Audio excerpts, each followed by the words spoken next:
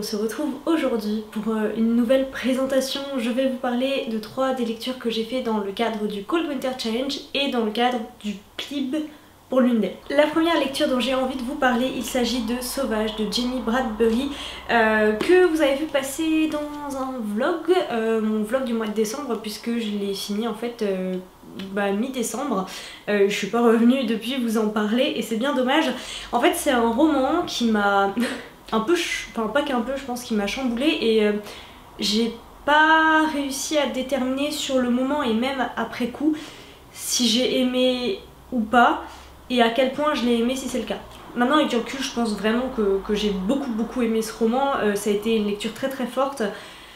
Après c'est quand même très particulier aussi, c'est très clairement un ovni quoi. Avec ce roman-ci, je valide le menu 3 sous-catégorie 1, donc marcher ensemble dans la neige reine du Père Noël, puisque c'est du nature writing, ça parle d'animaux, en particulier de chiens de traîneau. Je vais essayer d'être aussi claire que possible, mais très clairement ça s'annonce compliqué parce que c'est difficile pour moi d'en parler.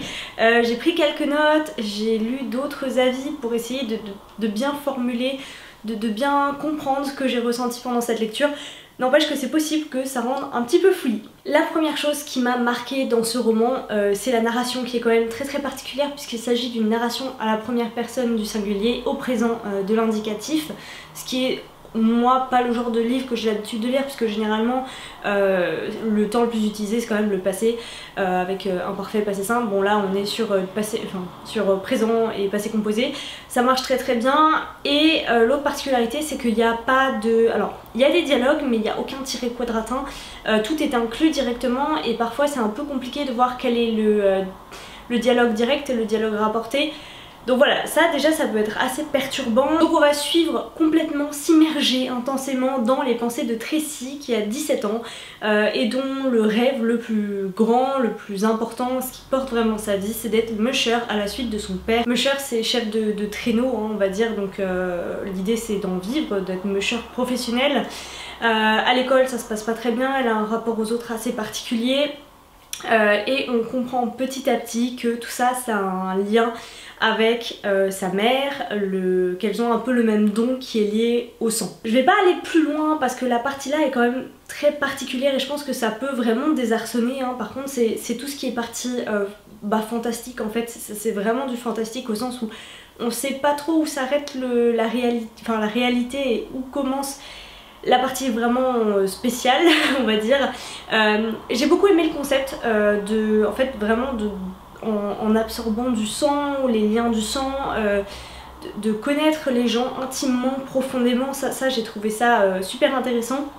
Après c'est vrai que ça a quand même un aspect, et d'ailleurs c'est dans tout le livre, un aspect extrêmement sauvage, un peu dur, enfin c'est pas qu'un peu d'ailleurs, dur et assez violent. Et c'est décrit de façon, tout est décrit de façon très réaliste, enfin voilà, c'est pas enjolivé. Donc faut le savoir, c'est violent, il y a des animaux qui sont chassés, tués, il y a un peu de... Enfin ça évoque le meurtre, ça évoque le viol, ça évoque énormément de choses.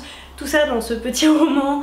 À côté de ça on a des descriptions absolument sublimes de l'Alaska, c'est magnifique, on est complètement embarqué, je pense en grande partie grâce à la narration, mais les descriptions sont fabuleuses. Tout au long du roman les choses vont évoluer et l'atmosphère va s'alourdir.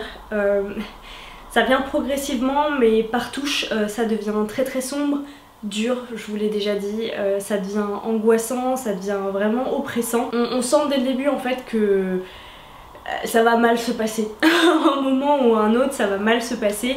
De temps en temps il y a des lueurs d'espoir, on se dit ah elle va s'en sortir, elle va réussir à surmonter certaines choses, elle va prendre des décisions qui pourraient la sauver. Mais en fait elle est tellement acculée par toutes ces choses qui s'additionnent et pressée par en fait le côté un peu inhumain qui est en elle, le côté animal, le côté sauvage, que voilà, ça dure jamais très longtemps ces espoirs et bon ben voilà, ça se termine pas spécialement bien. Vous savez moi que j'aime pas forcément les fins super heureuses, joyeuses et tout. Pour autant là c'était peut-être un petit peu trop dur. Mais voilà, ça parle de liberté, de sauvagerie, de défiance, c'est c'est aussi une adolescente, hein, alors on retourne dans ses pensées du passé, donc il y a aussi le lien par rapport au deuil, ça parle aussi du lien par rapport à son corps de femme. Effectivement le corps de la femme je pense a quand même sa place dans ce roman. Voilà, je saurais pas en dire beaucoup plus pour vous éclairer, juste j'ai passé un moment particulier et ça m'a fait du bien, c'est vraiment une lecture qui m'a plu, qui m'a sorti de ma zone de confort, qui m'a fait découvrir le nature writing et les éditions Gallmeister. Que si c'est mon premier de ces éditions là et de ce genre là, c'est loin d'être mon dernier, ça c'est sûr. À défaut de pouvoir vous le conseiller, je dirais que par rapport à ce que je vous ai dit et par rapport à ce que vous lirez un petit peu partout, à vous de voir si vous voulez vous engager dans cette lecture là ou pas. Ensuite j'ai lu Les Casalets, sur lesquels je vais pas revenir puisque on vous en a fait une comparaison avec Mélo, que je vous mettrai dans la barre d'infos. Voilà, c'était une lecture premier tome d'une saga familiale, c'était sympa, donc voilà, je vous renvoie à la vidéo qu'on vous a déjà faite. J'ai terminé et commencé l'année avec un troisième tome, il s'agit de London Rising de Leigh Bardugo, donc le troisième tome de Grisha. Je voulais vraiment le terminer puisque la série va pas tarder à sortir, je crois que c'est en avril. Et il faisait partie du coup des sagas que je voulais terminer l'année dernière, donc je l'ai compté dans ceux de l'année dernière dans mon petit décompte, et puis voilà, comme ça celui-là je peux le ranger, ça y est c'est fini. Je vous ai déjà parlé plusieurs fois de l'édition que j'ai, que je trouve très laide et qui ne correspond pas du tout aux deux autres que j'ai, donc ce sera maintenant ma nouvelle quête, trouver le troisième tome dans la même édition que les deux autres. Compte tenu du premier tome et du second, je m'attendais à une fin beaucoup plus exceptionnelle, beaucoup plus incroyable que ça. Le démarrage, je l'ai trouvé un petit peu bof, j'ai eu peut-être un petit peu de mal à rentrer dedans, et pourtant très rapidement j'ai eu envie d'avancer et de connaître la fin de cette histoire. Mais voilà, il y a 2-3 trucs moi qui m'ont donné un petit peu de peine. Je pense que le plus gros élément qui me freine maintenant, ce qui était peut-être moins le cas avec les deux autres tomes, c'est le Darkling en fait. Le personnage du Darkling, c'est un tome 3, je m'arrête maintenant, c'est un tome 3, si vous n'avez pas lu le 1, le 2, passez au livre d'après, ce sera quand même beaucoup mieux je pense. Donc voilà, un petit peu surprise par ce que ça amène, un petit peu surprise de la façon dont les choses sont traitées. Cela dit, pas surprise dans le mauvais sens, j'ai trouvé que justement ça sortait des sentiers battus, ça sortait de ce à quoi le lecteur pouvait s'attendre, moi en tout cas en tant que lectrice. Donc ça m'a plutôt plu au final, hein. C'était une lecture sympa malgré le début un peu, voilà. Mais vraiment j'ai bien aimé, bien sûr l'univers et il est trop cool, voilà. Les personnages j'ai bien aimé les retrouver, même si encore une fois voilà, il y en a que j'apprécie beaucoup, il y en a d'autres un peu moins, il y en a par rapport auxquels j'arrive même pas à me placer. Je saurais pas vous dire si j'aime Alina ou pas. D'ailleurs la fin, par rapport au fait que j'aime Alina ou pas, cette fin si vous voulez je l'ai trouvée plutôt bien faite, j'ai trouvé ça assez sympathique. Pareil, c'était pas vraiment ce à quoi je m'attendais. Je trouve que l'auteur là-dessus a réussi à échapper à des clichés sur ce genre de fin, donc c'est pas mal. Après, j'ai été émue, mais pas non plus aux larmes quoi. Peut-être est-ce que c'est parce que c'est de la VO, je ne sais pas. Mais voilà, disons que j'ai pas aimé assez les personnages pour être émue aux larmes par cette fin. Ça reste une très bonne trilogie, mais pour moi ce n'est pas à la hauteur de Six of Crows qui là pour le coup est vraiment ancré dans mon cœur. Après je l'avais lu en français, donc peut-être que ça change quelque chose. Mais voilà, très bonne trilogie de fantasy. L'aspect triangle amoureux, tout ça, moi, voilà, je pense que je commence à m'en lasser un petit peu, donc c'est pas forcément ce que je vais retenir de cette histoire, malgré le fait que ce soit quand même assez présent, moins dans celui-là que dans les autres, hein, je vous rassure, mais quand même. D'ailleurs, en parlant de ça, j'ai quand même hâte de lire Kings of Scars, du coup, que j'ai, je pense que ça fera partie de mes lectures VO de l'année à venir. Donc voilà, c'était sympathique, je suis contente de pouvoir le mettre de côté et j'ai hâte et en même temps peur de découvrir la série pour tout vous dire, parce que bon, je suis pas archi fan des acteurs que j'ai vu passer déjà, enfin je les connais pas trop, je les trouve pas, c'est pas comme ça que je voyais les personnages. Ce qui m'inquiète le plus, c'est, même si c'est le cas chronologiquement parlant je pense, hein, c'est de mélanger. Si j'ai bien compris, c'est comme ça que ça se passe. Ils vont mélanger Six of Crows et Grisha. C'est le même univers, c'est à peu près dans le même timing je crois, hein, donc ça peut se comprendre, mais moi j'ai peur de ce que ça va donner. Je trouve que l'univers est déjà suffisamment complexe comme ça, sans pour en plus entremêler deux histoires qui finalement se touchent d'assez loin quand même. Oh, voilà.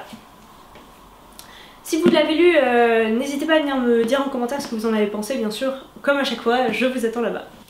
Ensuite, je vous parle d'une lecture que j'ai fait dans le cadre du PLIB et qui m'a permis de valider Marcher ensemble dans la neige aurore boréale, puisqu'on va parler de voyage, mais un voyage dans le ciel avec Steam Sailors, donc tome 1 l'héliotrope de E.S.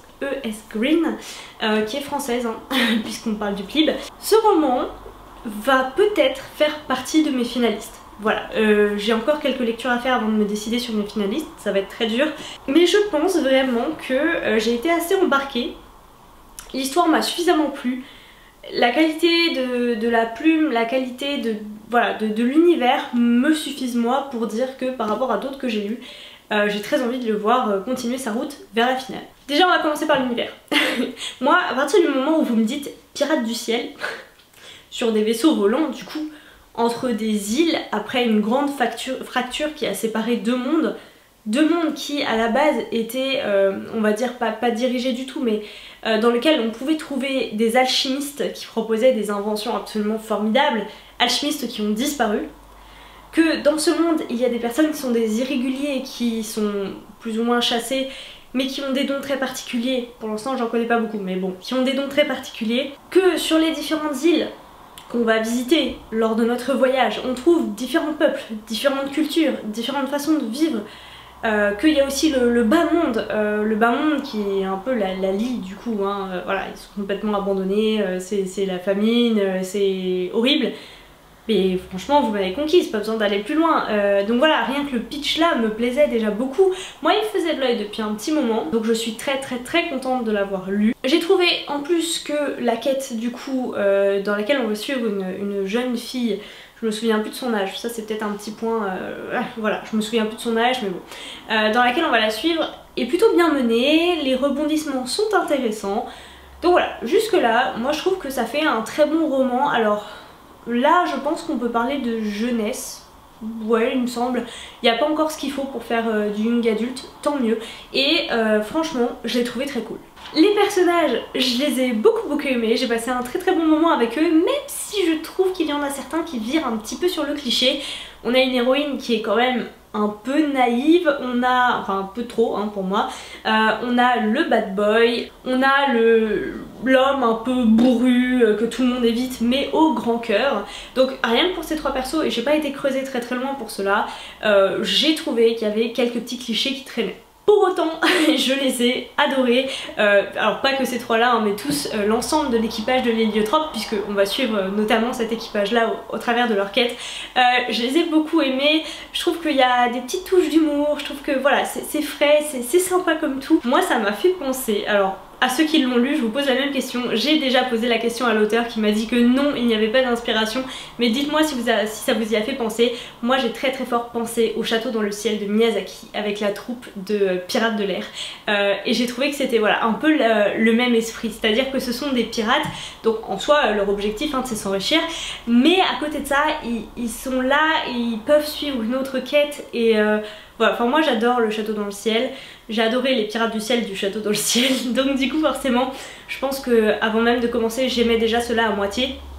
Et le fait que j'ai retrouvé dans ses personnalités, dans ses façons d'être, dans cet humour, un peu la même chose, j'ai encore plus aimé quoi. À cela on ajoute une introduction et une mise en place du monde qui est assez rapide et qui honnêtement se fait toute seule. C'est pas comment dire, c'est assez spontané et c'est plutôt naturel je trouve dans la façon dont c'est amené. Je vous dis ça parce qu'il y a d'autres livres pour lesquels c'était moins le cas. Et puis malgré cette mise en place, on a de l'action assez rapide. Je pense que c'est dû au fait qu'on va découvrir le haut monde en même temps que notre héroïne, donc du coup si elle découvre les choses petit à petit tout au long du roman, c'est tout à fait naturel. Le seul truc que je regrette un peu, mais je pense que ça va évoluer avec le tome 2 vu on redescend un peu, c'est qu'on n'en sait pas énormément non plus sur le bas monde. Suffisamment je dirais pour l'évolution de ce tome 1, mais par curiosité voilà, j'aimerais en savoir beaucoup plus. Moi je trouve que l'univers est très bien ficelé et c'est un univers, je vous l'ai déjà dit, que j'aime. Après tout n'est pas tout n'est pas tout rose, c'est pas un coup de cœur, il y a 2-3 petites choses moi qui m'ont gênée. Je trouve qu'il y a quelques facilités qui sont prises au niveau scénaristique, 2-3 petites choses sur lesquelles j'ai mis le doigt, quelques petites explications qui moi ne m'ont pas convaincue. Et puis en plus dans mon édition, il y a un passage qui a été copié-collé. Et alors je sais pas si tout le monde a la même édition ou si c'est juste une histoire de tirage. Si vous l'avez lu ou si vous le lisez, dites-moi. C'est à la page 183 dans cette édition là. Il y a un paragraphe de quelques lignes de la page 183 qui est copié-collé à la page 184. Bon, c'est juste un petit peu dommage et un petit peu gros quand même. Mais voilà, donc très très belle lecture. Potentiellement dans mes finalistes, j'ai passé un très très bon moment. Pour pas vous mentir, j'avais très très envie de lire tout de suite le tome 2, de foncer en librairie et de l'acheter, et après je me suis dit ma palle pour jusque fin février, et enfin je veux dire elle est tellement énorme que je pourrais déjà pas la finir, donc j'aimerais l'avancer au max avant d'acheter à nouveau. Donc c'était un peu mon challenge no buy du mois janvier-février. Vous verrez lorsqu'on va faire le book haul que ça s'est pas tout à fait bien passé, mais j'ai quand même réussi à résister sur un certain nombre d'ouvrages. Donc voilà, je suis fière. Tout ça pour dire que très très bonne lecture, c'était très très sympa, et puis bah je lirai la suite avec grand plaisir. On va s'arrêter là pour cette vidéo. Je sais pas du tout si je suis rentrée dans les 15 minutes que je m'étais mise en objectif pour vous parler de plusieurs livres. Je l'espère, j'ai encore quelques livres à vous présenter, c'est pour ça que dans la prochaine vidéo on se retrouvera comme ça hein, aussi, parce que la flemme d'aller me changer, de toute façon ça changera pas grand chose. Donc du coup on se retrouve très vite pour que je vous présente les autres lectures qu'il me reste et dont je ne vous ai pas encore parlé pour le Cold Winter Challenge. Bien sûr en attendant je vous souhaite à toutes et à tous de très très belles lectures. N'hésitez pas à venir en commentaire et je vous dis à très vite pour la prochaine vidéo.